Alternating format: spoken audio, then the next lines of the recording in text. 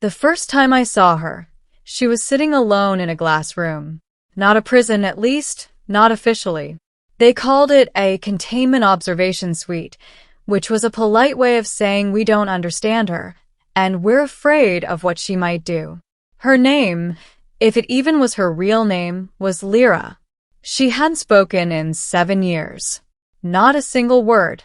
Not to the scientists who studied her, not to the diplomats who tried to communicate with her species, and not even during the countless neurological scans that poked and prodded her brain like it was a puzzle box waiting to be solved. 7 years of silence. And then they sent me in. Beginning. Don't expect anything, Dr. Kessler told me as we walked down the sterile corridor. The walls gleamed with artificial light. Too clean, too perfect. This entire facility was built underground on a remote moon orbiting a gas giant, far enough from Earth that if something went wrong, no one important would have to deal with it. I'm not here to make her talk, I replied. Kessler glanced sideways at me. That's exactly why you're here. Everyone else was trying to make her talk. That was true. I wasn't a linguist. I wasn't a xenobiologist. I wasn't even military. I was a behavioral specialist. More specifically, I worked with trauma victims, war survivors, refugees, people who had shut down so completely that speech itself became impossible. People like Lyra. What do we actually know about her? I asked. Kessler sighed. Very little. She was recovered from a crash site. Her ship was unlike anything we've ever seen. Organic in parts, mechanical in others. Crew. Dead. All of them except her. And she's been like this ever since? Since the moment we found her. We stopped outside the glass chamber. She was exactly where I'd seen her in the briefing files. Sitting cross-legged on the floor. Still. Too still. Her skin had a faint, iridescent sheen, like oil catching the light. Her hair, if you could call it that, flowed like fine threads of silver down her back, unmoving despite the airflow. But it was her eyes that caught you. Wide. Alert. Watching everything. Even now, I had the unsettling feeling she knew I was here. Kessler pressed a hand against the control panel. You'll have 1 hour. No physical contact. No sudden movements. If she reacts aggressively, we'll intervene. She's never been aggressive, I said. No, Kessler admitted. That's what makes her unsettling. The door slid open. I stepped inside. The air felt different. Heavier. Not physically, but something about the room made every breath feel observed. She didn't move. Didn't blink. Didn't react. I walked slowly, deliberately, and sat down a few meters away from her. Silence stretched between us. I didn't speak right away. That was the first mistake everyone else had made. They treated silence like a problem. But sometimes silence wasn't absence. Sometimes it was defense. So I just sat there. Minutes passed. 5. 10. 15. Eventually I spoke, not to her but into the space between us. My name is Daniel. No response. That's what humans call me. Still nothing. I leaned back slightly, making myself less threatening. I'm not here to ask you questions. That wasn't entirely true, but it wasn't entirely false either. I just thought, maybe you don't want to be alone. Her gaze didn't shift. But something changed. I couldn't explain it. It was subtle, like the air itself had shifted by a fraction. Encouraged, I continued. I've worked with people who stop talking, I said softly. Sometimes it's not because they can't, but because they're not ready. Still nothing. But I didn't push. We sat there together until my time was up. When I stood to leave, I glanced back at her. For just a second, her eyes followed me. Middle. I came back the next day. And the next. And the next. At first, nothing changed. She didn't speak. Didn't move. Didn't acknowledge me in any obvious way. But I started noticing patterns. Tiny ones. If I sat closer, her breathing shifted, just slightly. If I spoke too loudly, her eyes narrowed. If I stayed quiet for long enough, her posture relaxed. She was listening, even if she wasn't responding. So I adjusted. I stopped trying to reach her. Instead, I simply existed with her. I told stories. Not important ones. Just fragments of life. What rain smells like on Earth. How children laugh when they don't know they're being watched. The way the sky looks just before sunrise. I wasn't trying to teach her language. I was giving her something else. Normalcy. Weeks passed. Then months. The facility staff started losing interest in me. Any progress? Kessler would ask. Depends on what you call progress, I'd reply. She hasn't spoken, has she? No. Then there is no progress. But they were wrong. Because one day, she moved. It was small. So small that the cameras almost didn't catch it. I was sitting in my usual spot, talking about something mundane, how my mother used to hum while cooking. And then, her fingers twitched. Just slightly. I stopped speaking. Her hand stilled again. But I'd seen it. The first voluntary movement in 7 years. She's responding, I told Kessler later. Reflex, he said dismissively. No, I insisted. It was intentional. Kessler shook his head. You're projecting. Maybe I was. But I didn't think so. Because the next day, it happened again. After that, things began to change. Gradually. Painfully slowly. She started shifting her posture when I entered. Her gaze lingered longer. Sometimes when I spoke, her head tilted ever so slightly, like she was trying to understand. And then came the moment that changed everything. I was telling her about loss. Not hers. Mine. I had a brother, I said quietly. He died when I was younger. The words felt heavier than usual. I didn't talk for a long time after that. Her eyes locked onto mine. Really locked. For the first time, it didn't feel like she was just observing. It felt like she was seeing. I remember what it felt like. I continued. Like the world had ended. Like nothing mattered anymore. The air in the room seemed to tighten. I didn't stop talking because I couldn't, I said. I stopped because there was nothing left to say. Silence. Then, she leaned forward. Just a fraction. My heart started pounding. Lyra? I said softly. Her lips parted. Just barely. No sound came out. But it was enough. More than enough. The entire facility went into overdrive after that. She's attempting speech, Kessler said, his voice trembling with excitement. Don't push her, I warned. We have to capitalize on this. No, I said firmly. If you rush her, she'll shut down again. He hesitated, then nodded. Fine, he said. But we need results. Results. That was all they cared about. But this wasn't an experiment. This was a person. The next time I went in, I didn't mention what had happened. I acted like everything was normal. Because for her, it had to be. We sat together again. Quiet. Calm. Safe. And then, without warning, she looked directly at me. Not through me. Not past me. At me. Her lips moved. A sound formed. Broken. Fragile. But real. And then, she spoke. Ending. Stay. One word. That was all. But it hit me harder than anything I'd ever heard. For a moment, I couldn't move. Couldn't breathe. 7 years of silence. And the first word she chose was that. Stay, she repeated, slightly clearer this time. My throat tightened. I'm here, I said softly. I'm not going anywhere. Her eyes didn't leave mine. And for the first time, there was something in them I hadn't seen before. Not fear. Not confusion. But something deeper. Something human. Everything changed after that. Not overnight, not dramatically, but steadily.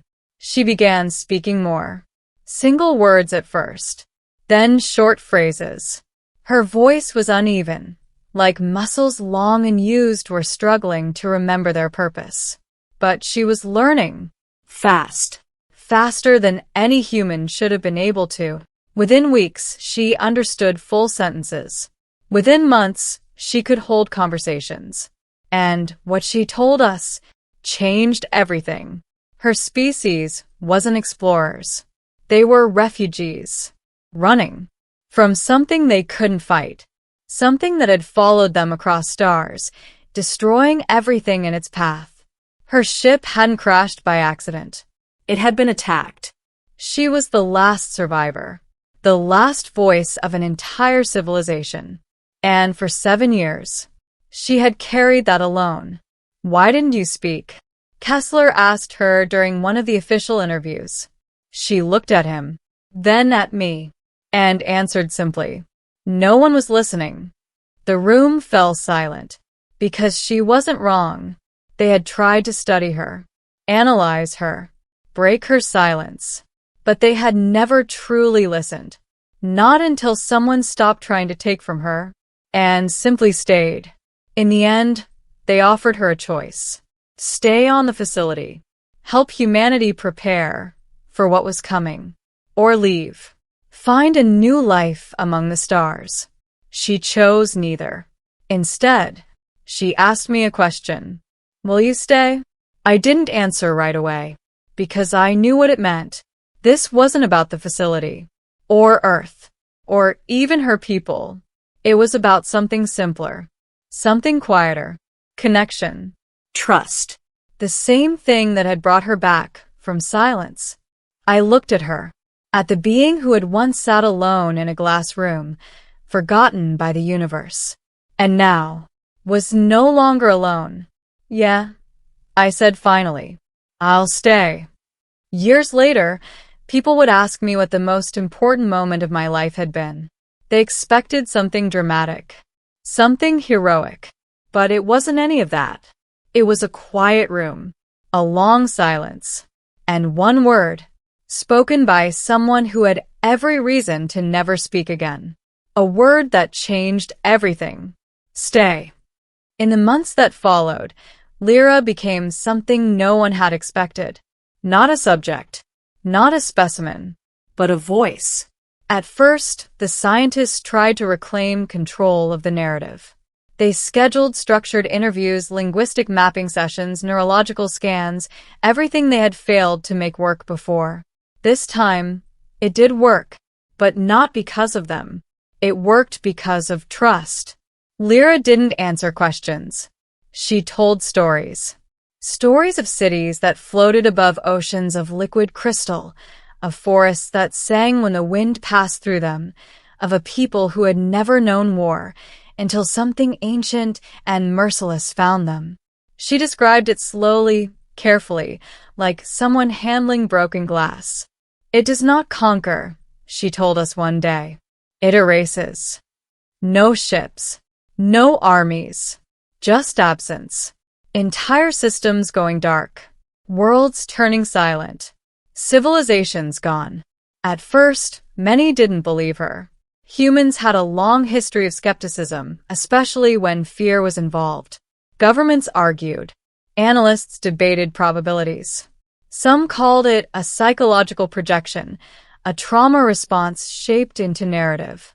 But then the deep space telescopes began to confirm it.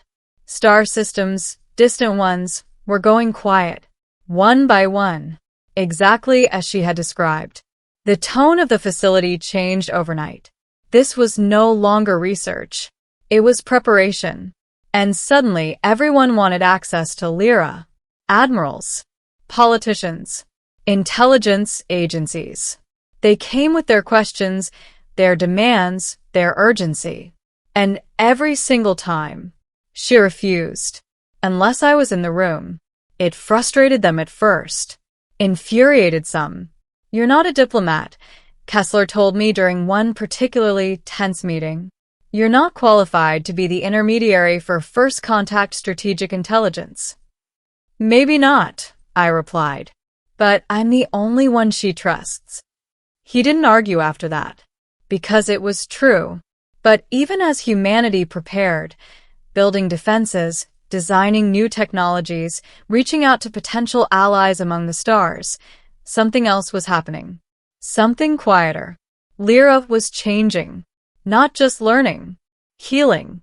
She started leaving the glass room. At first, only with me. Short walks through secured corridors. Then longer ones. Eventually, she stood beneath an open sky for the first time. I'll never forget that moment. We had taken her to the surface, an artificial atmosphere dome overlooking the gas giant's horizon. Swirling storms painted the sky in colors no human artist could replicate.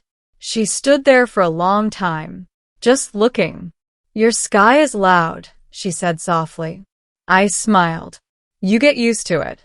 She shook her head slightly. "No. You learn to listen to it." That was Lyra. Even after everything, she still saw beauty where others saw noise. One evening, long after the facility had quieted down, we sat together in the observation chamber, the same one where I had first met her. It wasn't a containment room anymore. Not really. The glass walls were still there, but the feeling had changed. "What will happen?" I asked. It wasn't a scientific question. It was a human one. She didn't answer right away. Instead, she turned to me, her expression thoughtful.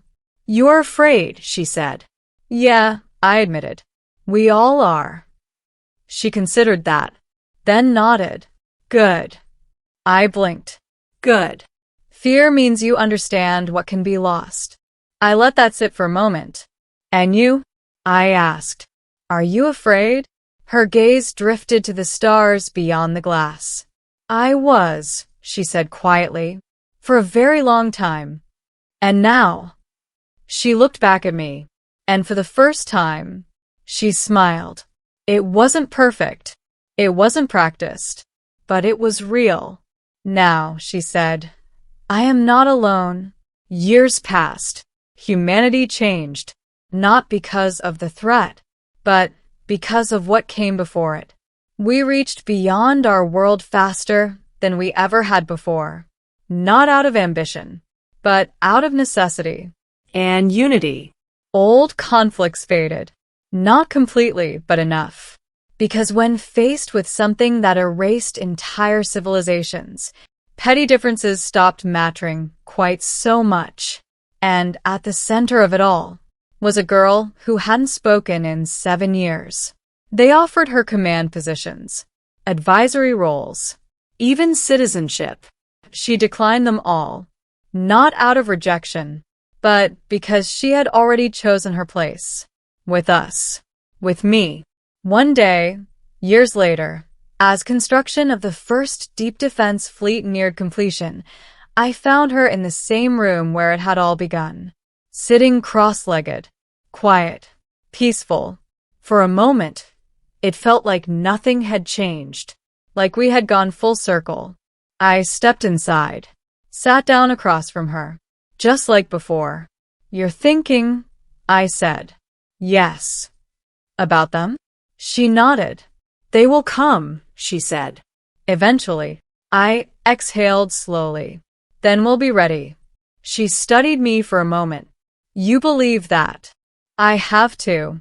She tilted her head slightly. "Not because you know you will win," she said. "No," I admitted. "Because we won't face it alone." That seemed to satisfy her. After a moment, she spoke again. "Do you remember the first day you came here?" I smiled faintly. "Hard to forget. You did not ask me to speak." "No." "You did not try to understand me." I shrugged. "Didn't think I could." She leaned forward slightly. "And yet you stayed." There was that word again, still carrying the same weight. Even now. "Yeah," I said quietly. "I stayed."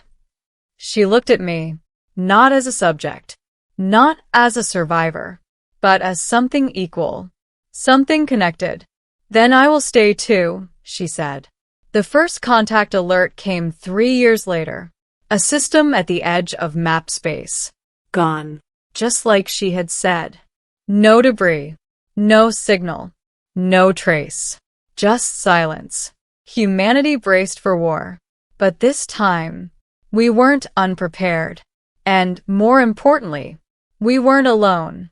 On the day the fleet launched, I stood beside her on the observation deck. Thousands of ships drifted in formation, their hulls reflecting starlight like a field of metal constellations. Hope. Fear. Defiance. All of it suspended in the void. This is where it begins, I said. She nodded. Yes. I glanced at her. You ready for this? She didn't answer immediately. Instead, she reached out and took my hand. It was the first time she had ever done that. No hesitation. No fear. Just choice. I was silent for 7 years, she said softly, because I thought everything was already over. Her grip tightened slightly. But then, she looked at me. And you stayed. I swallowed hard. And now? I asked. She turned back to the stars.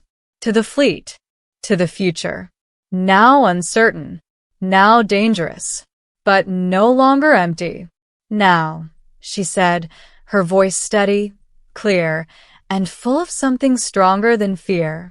We speak. And this time, the universe was finally listening.